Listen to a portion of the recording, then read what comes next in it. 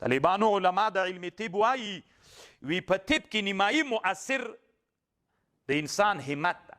کله کله طالبانو یو سړی مریض وي دې خوا نه په پښو ډاکټر ته نسي تللی ډاکټر ته زوبلي عمره کمزوری وي.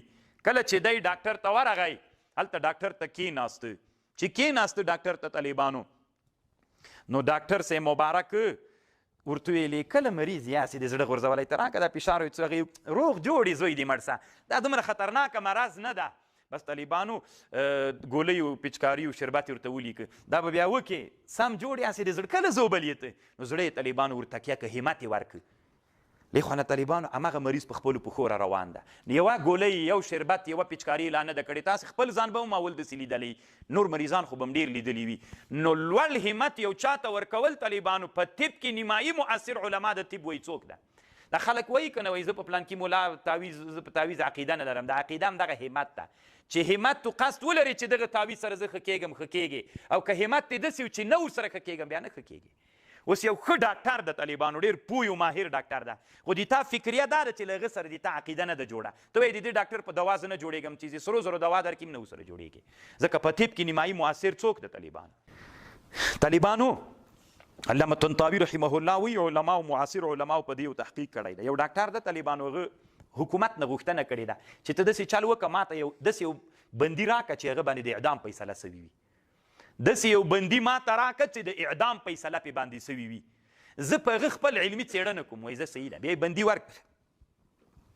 نو دا کوم ډاکټر چې دی طالبانو تورو کالیو کې راننوت او د بندي ته هم د اعدام کالي ور واغوستل سترګې پې وتړلې او په تونده لهجه یې ورته ویلې چې نن موږ ته اعدامو د اعدام وخت را رسېدلی ده او اعدامو دې داسې چې د تا شریانونه دغه رګونه نه دي دا پرې کوو درنه چې وینه درنه لاړه سي چې مړ سي.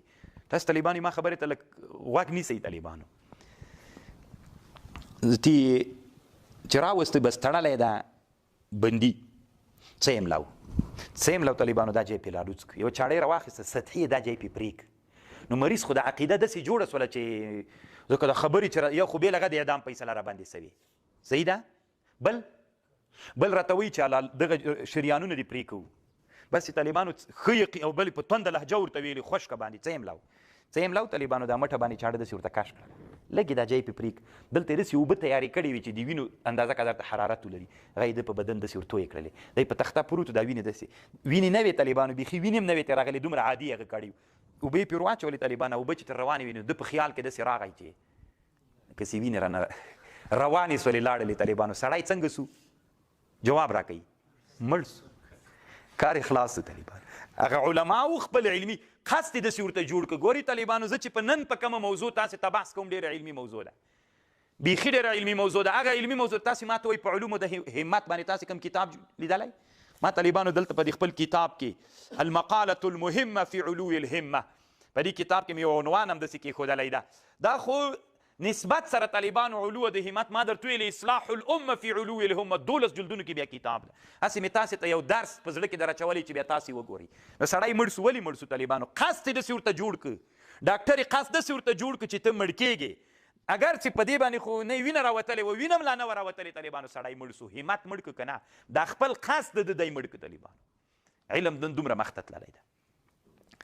یو دا یوه خبر دا ده طالبانو یو سړي شودې خرڅولې دوکان ته به چې راغی په دې هم شودې خرڅولې څو دوکاندارانو په سهار دوکاندارانو چال ورته جوړ کړی چې راغی یې ورته ویلې وایي دا رنګ دې څنګه زیړ سوی ده دا خو لکه چې سخت مریض یې نه وایي نه یم مریض روغ جوړ یم چې د دوکاندار نه یې شودې خلاصې کړې بل ته چې هغه ورته ویلې که نه دا پښې دې ولې رېږدي نن یا خو به دې نه کېږي څنګه دې پښې رېږدي شودې موږ باندې خرڅوي رېږدي داسې لړزه ده در باندې دته لږ زړه کې شک ور پیدا سو. طالبانو اوس همت راپورته کړه که نه مخکې خو داسې و چې نه یم مریض اوس طالبانو دا پکې راپورته کړي چې کرا کرای کوي چې ولا مریض بل ته چې ورغی ورته ویلې وایي تا بیخي ولا چې غورځې زه لاړ څه کور ته شودې نن څنګه څه خرڅوې بیخي غورځې غوندې تا ځان ته فکر ده که نه طالبانو چې دریم ته ورغی نور یم طالبانو مخکې خو داسې فکرونه یم مریض اوس داسې قصد پکې راټول سو چې مریض یم.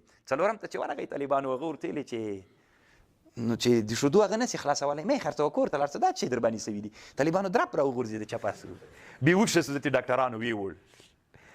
همت په انسانانو باندې طالبانو دومره ډېر کارونه کولی سي. کله چې علمي میدان ته طالب جان راتلې نو په علم کې به څوک کوي همت عالی به لرې. کله چې د لوړ همت څښتن ولې الله پاک د مقصود ته